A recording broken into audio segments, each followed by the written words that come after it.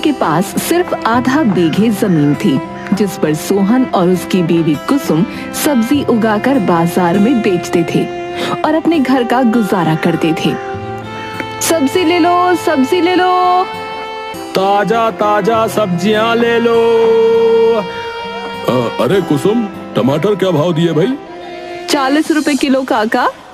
लेकिन दूसरे तो 30 रुपए की ही दे रहे हैं।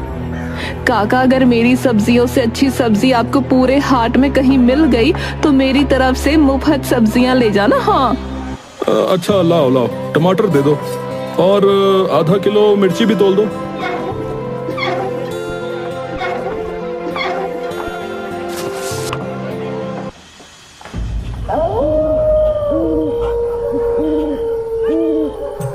सोहन और कुसुम दोनों रात को घर पर आते हैं। कुसुम खुश होते हुए पैसे गिन रही थी।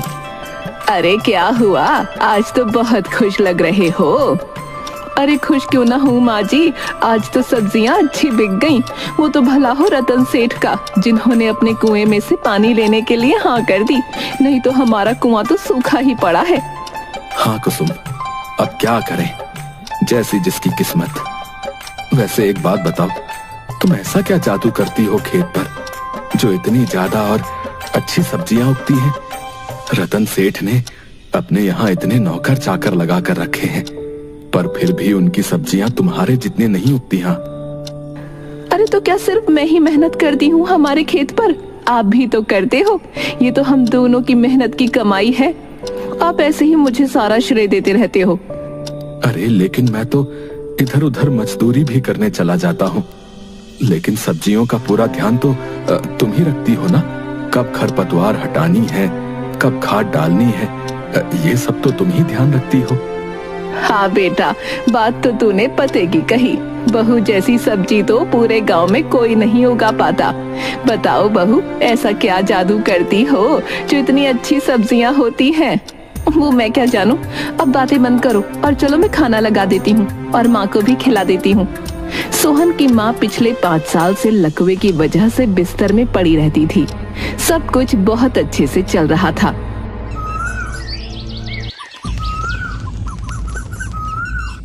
कुसुम, कुछ दिनों से सब्जियों का काम अच्छा चल रहा है। हाँ, और ये देखिए, मैंने कुछ पैसे भी बचा कर रखे हैं। मुसीबत के समय पर काम आएंगे और माँ जी का इलाज भी तो करवाना है। ये पैसे हमें काम आ जाएंगे। बातें करते हुए दोनों घर जाते हैं।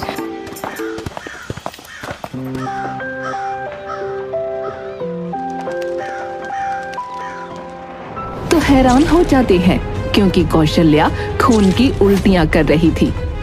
माँ, माँ, माँ, माँ जी, ये अचानक खून की उल्टियां कैसे होने लगी? हमें इन्हें जल्दी से दवाखाने ले जाना होगा।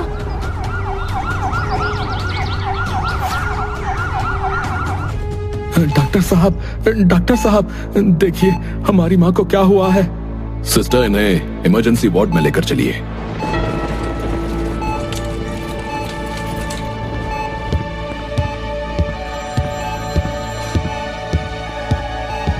डॉक्टर साहब, मेरी माँ को क्या हुआ है? इन्हें सिरोसिस है। अगर तुरंत ऑपरेशन नहीं हुआ तो कुछ भी हो सकता है। डॉक्टर साहब, आप कुछ भी कीजिए, लेकिन मेरी माँ को बचा लीजिए। अब देखिए, ऑपरेशन करना पड़ेगा और उसमें 10 से 12 लाख रुपए लगेंगे।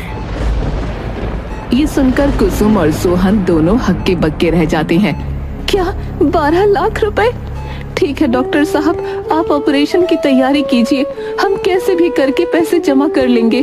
कुसुम, हम इतने पैसे कैसे जमा करेंगे? आप फिक्र मत कीजिए, हम दोनों मिलकर कैसे भी पैसे जमा कर लेंगे। और वहां से निकल जाते हैं। वैसे सेठ जी के यहाँ जाकर थोड़ी मदद क्यों नहीं मांग लेते? हमें जल्द से जल्द माँ जी के ऑपरेशन के लिए पैसे जमा करने होंगे। हाँ, तुम ठीक कहती हो। मैं सेठ जी के यहाँ जाकर मदद मांगता हूँ। सोहन रतन के यहाँ पहुँचता है। अरे सोहन, क्या हुआ? परेशान लग रहे हो।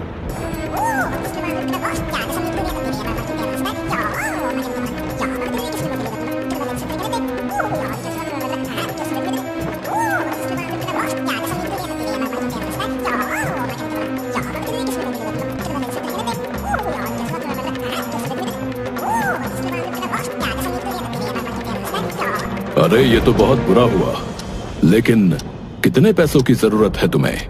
सेठ जी, डॉक्टर ने पूरे 10 से 12 लाख रुपए कहा है। आप मेरी मदद कर दीजिए, मैं थोड़े थोड़े करके आपके पैसे लौटा दूंगा सेठ जी। सोहन और रतन की सारी बात उसकी पत्नी मीना सुन रही थी। अजी सुनिए। जरा रुकना, मैं आया।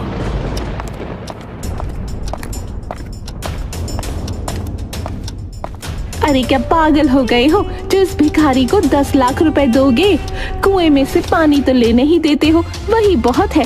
इनके खुद के खाने के तो पैसे हैं नहीं, और ये हमें कहां से लौटा देंगे? अगर पैसे न लौटाए तो हमारे 10 लाख रुपए तो डूब ही जाएंगे। मीना की सारी बात बाहर तक सुनाई दे रही थी। सोहन थोड़ा उदास हो जाता है, लेकिन फिर भी वो वहां खड़ा रहता है।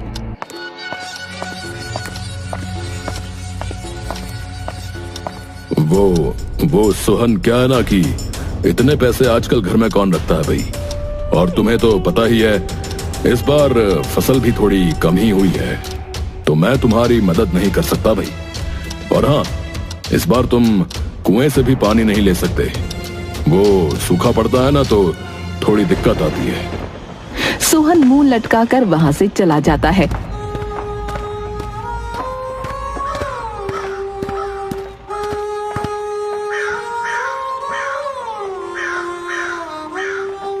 क्या हुआ? क्या कहा सेठ जी ने? सेठ जी ने मदद करने से मना कर दिया। अरे कोई बात नहीं, आप दिल छोटा मत कीजिए। ये लीजिए, मेरे सारे गहने आप बेच आइए और माँ का इलाज करवा दीजिए। गहने तो हम फिर भी खरीद लेंगे।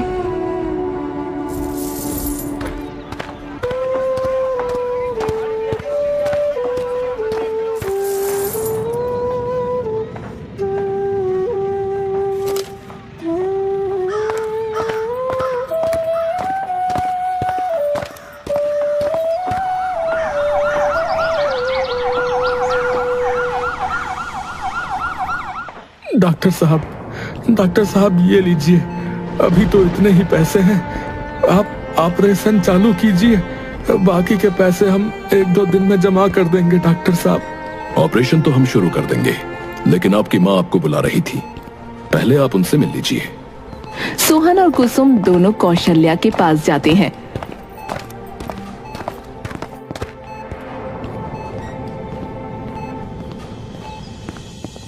माँ, अब तुम कैसी हो माँ? हमने पैसे जमा कर दिए हैं, अब डॉक्टर साहब तुम्हारा ऑपरेशन कर देंगे और तुम फिर से ठीक हो जाओगी माँ। अरे बेटा, तुम मेरे लिए ऐसे ही दौड़ रहे हो। अब मेरा आखिरी वक्त आ गया है। मैं तुम्हें एक राज की बात बताना चाहती हूँ। हमारे कुएं को खोदो, उससे तुम्हारी सारी परेशानियां दूर हो जाएंगी। उस कुएं में एक और अपना दम तोड़ देती है। माँ, माँ! कुसुम और सोहन दोनों रोने लगते हैं।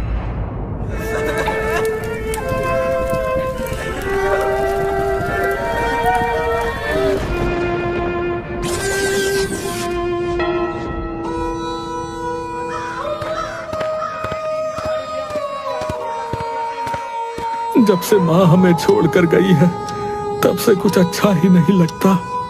वैसे आपको याद है, जब माँ जी ने अपना दम तोड़ा था, तब कुआं खोदने के बारे में कुछ कह रही थी। लेकिन ऐसा क्या होगा कुएं में?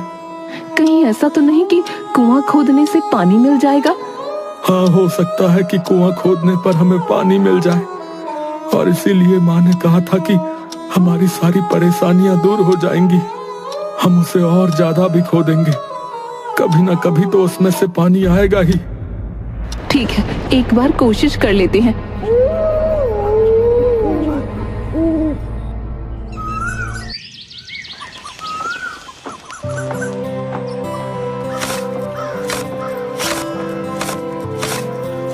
मुझे नहीं लगता इस कुएं में से पानी निकलेगा। आज पूरे दिन से हम खुदाई कर रहे हैं, लेकिन कोई फायदा नहीं हुआ। अरे भाग्यवान, आज नहीं निकला तो क्या हुआ, कल तो निकलेगा। कल हम फिर से कोशिश करेंगे।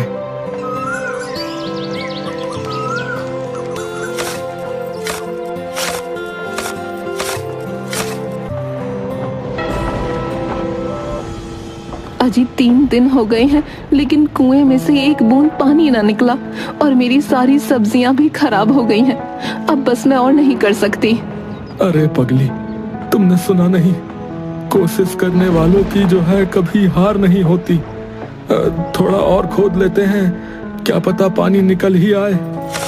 कुसुम सोहन के कहने पर और भी खोदने लगती है। इस बार जैसे ही सोहन कुदाल से खोद लगाता है, वैसे ही उसकी कुदाल से कुछ बजने की आवाज आती है। अरे ये कैसी आवाज थी? दोनों मिलकर उस जगह को साफ करते हैं तो उन्हें एक पत्थर पड़ा मिलता है। ये तो एक पत्थर है।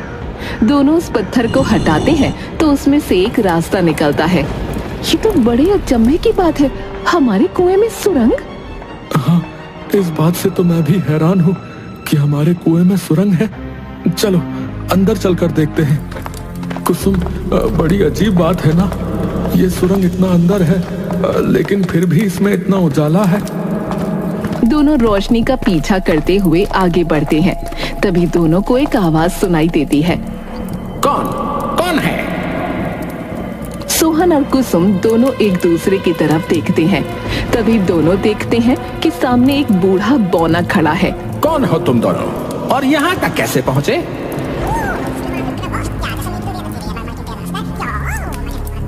पर आप यहाँ कैसे? एक बार मुझसे गलती से एक साधु बाबा की तपस्या भंग हो गई थी।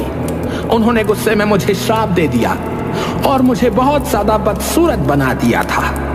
सभी गांव वाले मुझे मारने के लिए मेरे पीछे ही पड़ गए थे। तब तुम्हारे पिता ने मेरी मदद की थी और मुझे यहाँ रहने की जगह दी। तब से मैं यहीं पर हूँ। तो आप अभी तक जिंदा कैसे हैं? यहाँ पर कैद रहकर मैंने बहुत ध्यान किया है और अपने आप पर नियंत्रण कर लिया है। माँ ने आखिरी वक्त में कुएं को खोदने के लिए कहा था और कहा था कि इससे तुम्हारी सारी समस्या दूर हो जाएगी। वैसे मैं तुम्हारी मदद कर सकता हूँ। फिर मन में कुछ मंत्र पढ़ता है और हाथ आगे करता है तो एक जादू का लोटा उनके पास आ जाता है। ये लो, इस लोटे में जादुई जल है। तुम इस जल को हाथ में लेकर कुछ भी मांगना और फिर उसमें इस जल को छिड़क देना, तो ये जल तुम्हारी इच्छा पूरी कर देगा। हाँ, लेकिन याद रखना, लालच में कोई चीज मत मांगना, क्योंकि अगर लालच में आकर तुम कुछ भी चीज मांगोगे तो उसका हमेशा उल्टा ही परिणाम होगा। और फिर बौना वहां से गायब हो जाता है। एक तो कुएं के अंदर सुरंग, ऊपर से उसमें बौना, वो भी न जाने कब से इसमें कैद था। मुझे तो ये सब बहुत अजीब लग रहा है। वो सब तो ठीक है, लेकिन अभी यहाँ से बाहर चलो। चलो। दोनों कुएं से बाहर निकलते हैं। वैसे क्या ये पानी सच में जादुई है? एक काम करते हैं, हम एक बार इस पानी को छिड़क कर देख लेते हैं। हाँ, तुम सही कह रही हो कुसुम। हे जादुई जल, हमारे कुएं को पानी से भर दो। और छींटा देते हैं। देखते ही देखते कुआं पूरा पानी से भर जाता है। कुसुम और सोहन दोनों देखकर बहुत ही हैरान हो जाते हैं। अरे, ये कुआं तो सच में भर गया। हाँ, सच में, सच में। तो क्या ये हमारी सूखी हुई सब्जियों को भी फिर से ताजी बना सकता है?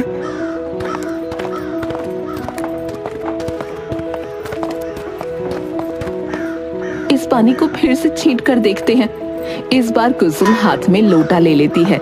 ऐ जादुई जल, मेरी सूखी सब्जियां और सारे पौधों को फिर से ताजा बना दो। देखते ही देखते सब्जियां और सभी पौधे फिर से हरे भरे हो जाते हैं। ये पानी तो सच में जादुई है। और फिर दोनों घर आ जाते हैं।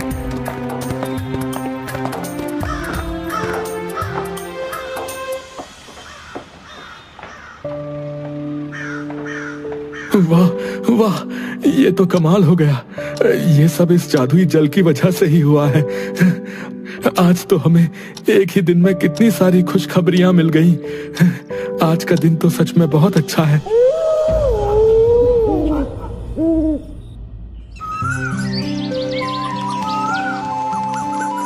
कुसुम फिर से सब्जियां बेचने निकल पड़ती है।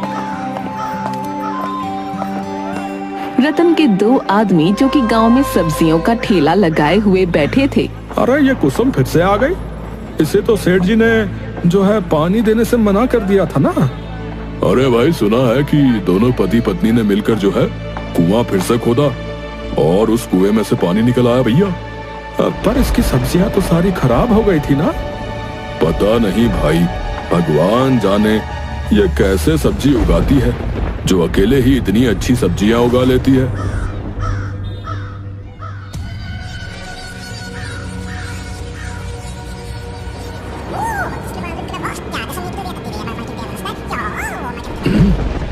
ये कैसे हो सकता है?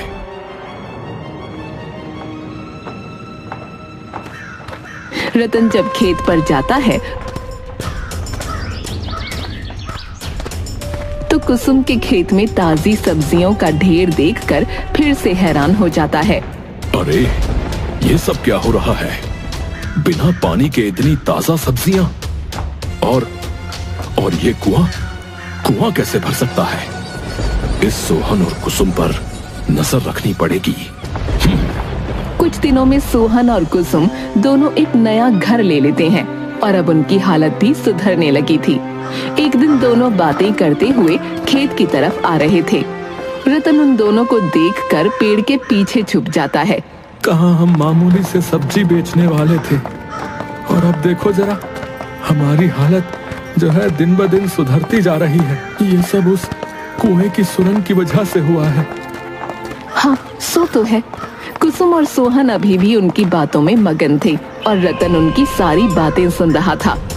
अच्छा, तो ये दोनों उस कुएं के अंदर बनी हुई सुरंग में गए थे। हो सकता है कि सुरंग में बहुत सारा सोना हो। हाँ, मैंने ऐसी बहुत सारी कहानियां सुनी हैं जिसमें सुरंग के अंदर सोना होता है। हाँ, मैं भी जाकर वहां का सारा सोना हड़प लूंगा।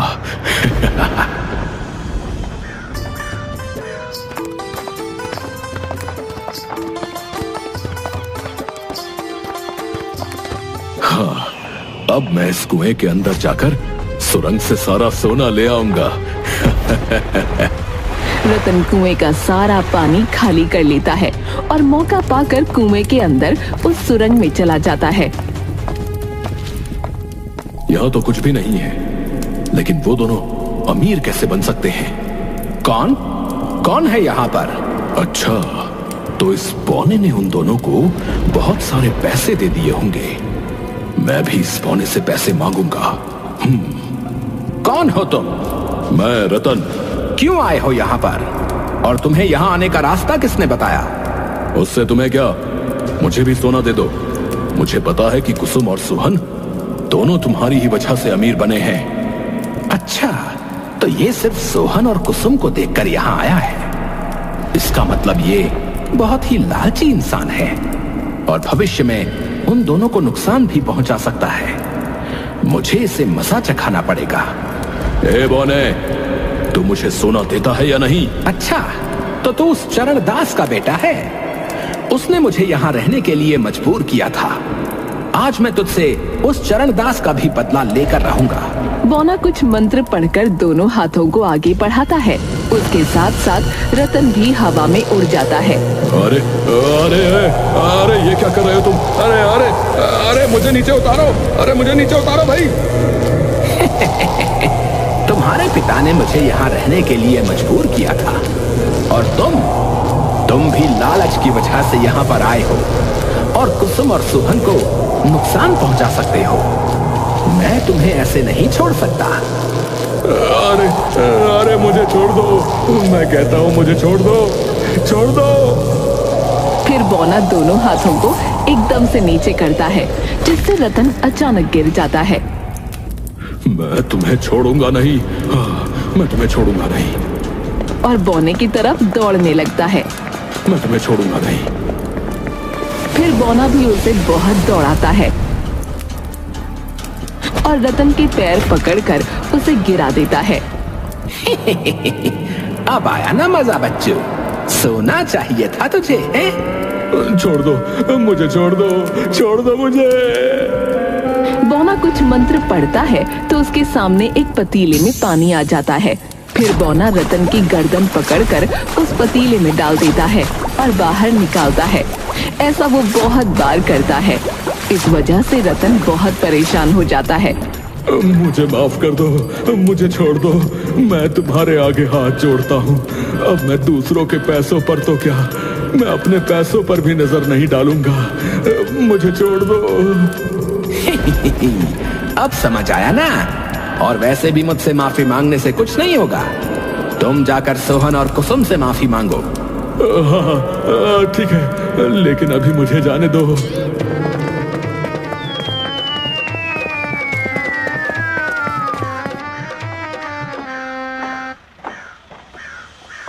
अरे सेठ जी, ये आपकी हालत किसने की? अरे मुझे माफ कर दो सोहन कुसुम, मुझे माफ कर दो।